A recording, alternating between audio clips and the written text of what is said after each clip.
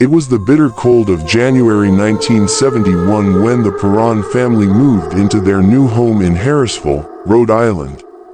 Snow blanketed the countryside, the roads winding endlessly as their moving truck crawled toward what they believed was their dream house. Roger and Carolyn Perron sat inside with their 5 daughters, Andrea, Nancy, Christine, Cindy, and the youngest, little April.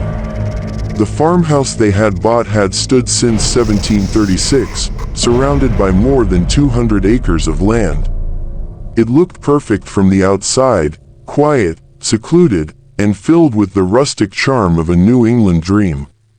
For Carolyn, it was everything she ever wanted for her girls. But the moment they stepped inside, something felt wrong.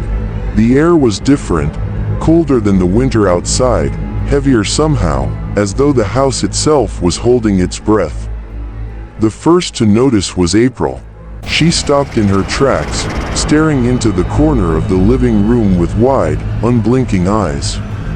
"Mommy," she whispered, "there's a lady standing over there." Carolyn forced a smile, brushed it off as a child's imagination, and continued unpacking. But that uneasy feeling lingered, crawling slowly into the family's lives. In the days that followed, the house began to breathe around them. Doors slammed shut on their own. The sharp stench of rotting flesh drifted from empty rooms. Lights flickered and candles went out, though no wind touched them. And at night, when the house seemed most still, footsteps echoed within the walls, as if someone unseen was pacing through the hidden spaces of the home. Andrea, the oldest daughter, was the first to see it clearly. One night, as she prepared for bed, she noticed a figure standing in the corner of her room. At first, she thought it was a shadow, a trick of the dim light. But then the shadow moved. A woman stood there, her face sunken, her eyes black and hollow. Andrea screamed, but when her parents rushed in, there was nothing. Roger tried to calm her, insisting it was just her imagination. "You'll get used to the house," he said. But Andrea knew the truth. She had seen someone who did not belong. It wasn't long before Carolyn herself had her first encounter. She was in the kitchen one evening when she felt it, a rush of icy air sweeping across her back. It felt like someone was standing behind her. She turned quickly, but there was no one there.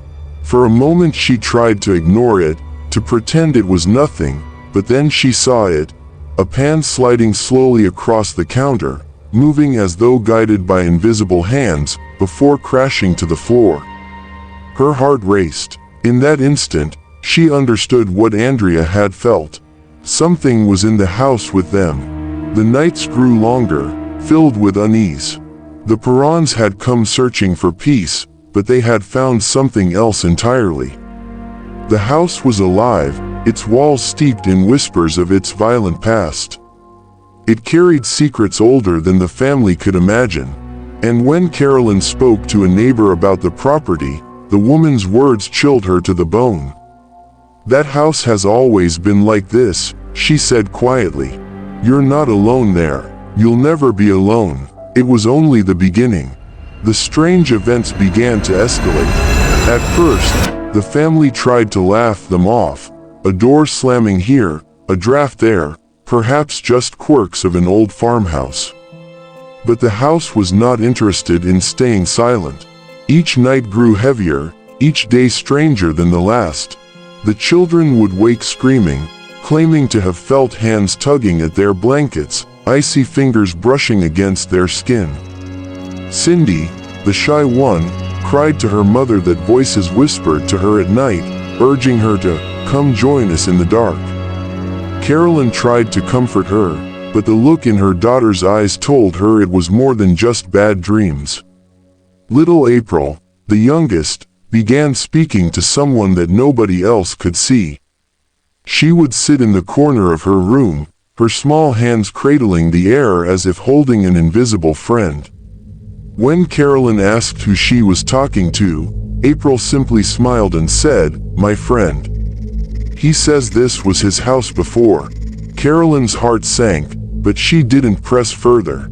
As days turned into weeks, Carolyn herself began to change. She grew pale and tired, her eyes shadowed as though she wasn't sleeping. But it wasn't just exhaustion. She started noticing bruises on her arms and legs, dark marks that she couldn't explain. At first, she thought maybe she had bumped into furniture, but soon the bruises multiplied, appearing in places she couldn't possibly have injured herself. She began to feel watched, not just at night, but always. The Perrons eventually learned of the house's history. Neighbors whispered about it in hushed tones, speaking of tragedies that stretched back generations. Murders, suicides, drownings, and hangings had all marked the land. It seemed that nearly every family who had lived there before met with sorrow or death. The most chilling name among them was one that surfaced again and again: Bathsheba Sherman. Bathsheba was a woman rumored to have lived on the property in the 1800s. Locals believed she practiced witchcraft, and darker stories claimed she had sacrificed her own infant to the devil. Some even said she had been caught in the act, though no court ever convicted her. Yet the rumors stuck, and her reputation lingered long after her death. Many believed she had cursed the land, binding her spirit to it. Soon, Carolyn felt Bathsheba's presence more than anyone else. One night, she awoke to a piercing pain in her leg, as though stabbed with a needle. When she looked, she swore she saw the faint outline of a woman at the foot of her bed, her face twisted with rage. Carolyn gasped and the figure vanished, but the pain and the bruise remained. The children began to recognize her too, though they never said her name. They described her as a woman with a crooked neck, her head drooping unnaturally to the side, her eyes black as coal. Sometimes she appeared in the shadows of their room, sometimes reflected faintly in mirrors. Always watching, always waiting. By now, there was no denying it, the Perron family was trapped inside something they could neither fight nor escape. The farmhouse was no longer a home, but a stage for a haunting that was growing more violent with every passing day. And Bathsheba was only just beginning. The nights inside the farmhouse turned into battles of endurance. Sleep no longer brought rest, it brought fear. Each family member began to experience something different, as if the house chose its moments carefully, testing their strength one by one. Nancy and Christine would often wake in the middle of the night to the sound of growling in their room. Not the growl of a dog, but something deeper, something that seemed to crawl out of the walls. Sometimes, Christine claimed she could feel hot breath on her face, though nothing was ever there when she opened her eyes. Cindy, terrified to sleep alone, begged to stay in her sister's room. She said she dreamed of people being buried in the cellar, screaming from beneath the dirt, their cries echoing even after she woke. Andrea, the eldest, took on the role of protector, but even she wasn't safe. She would lie in bed, paralyzed, watching a shadow creep across her ceiling, stretching longer and longer until it seemed to loom over her.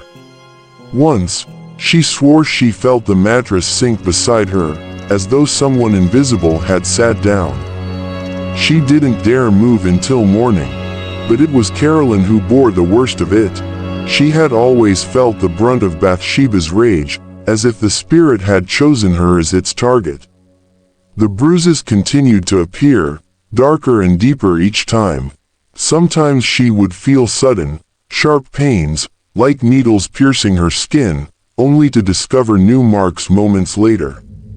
Roger, desperate to help, searched the house for explanations, but there were none.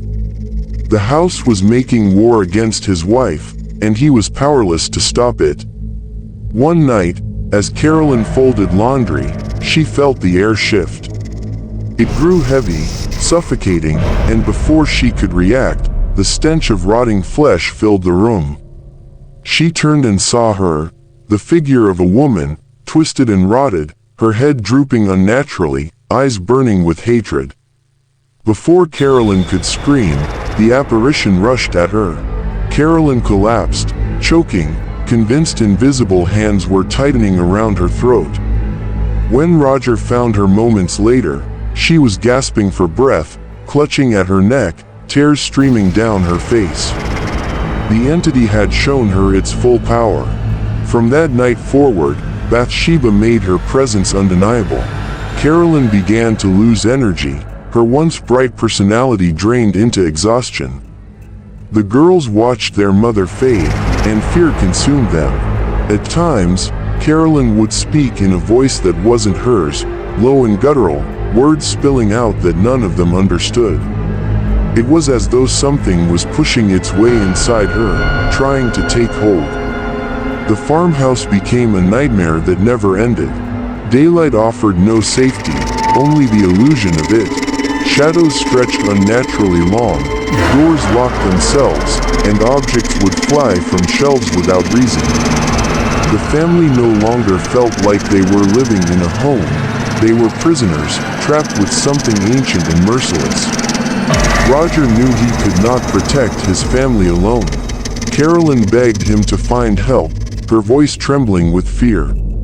She knew the spirit wanted her children, wanted to claim the house forever. And so, with nowhere else to turn, Roger reached out to two people whose names had already become whispered in tales of the paranormal, Ed and Lorraine Warren. The Warrens agreed to come, and when they stepped through the front door of the farmhouse, they knew immediately that this was no ordinary haunting. It was something far worse. When Ed and Lorraine Warren finally arrived at the farmhouse, the Perron family was desperate. The Warrens had built their reputation as investigators of the paranormal, traveling across the country to help families tormented by forces they couldn't understand. But even they would admit later that what waited inside the Perron house was unlike anything they had faced before. The moment Lorraine stepped over the threshold, she felt it. She described the air as thick, heavy with a darkness that clung to her like damp cloth. She whispered to Ed that there were many spirits inside, but one was stronger, older, and infinitely more dangerous than the rest. Carolyn stood nervously beside them, exhausted, her body marked with bruises she couldn't explain, her eyes haunted. The Warrens began their investigation carefully, walking room to room, documenting every strange occurrence.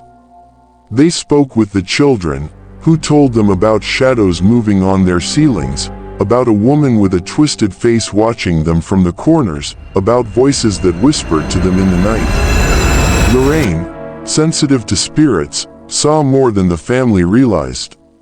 She claimed she could see apparitions trailing behind the girls, as if the spirits of the house had attached themselves to the children. As they reached the cellar, Lorraine froze. The dark stone walls seemed to pulse with energy, and in her mind's eye she saw glimpses of death, bodies buried, souls crying out.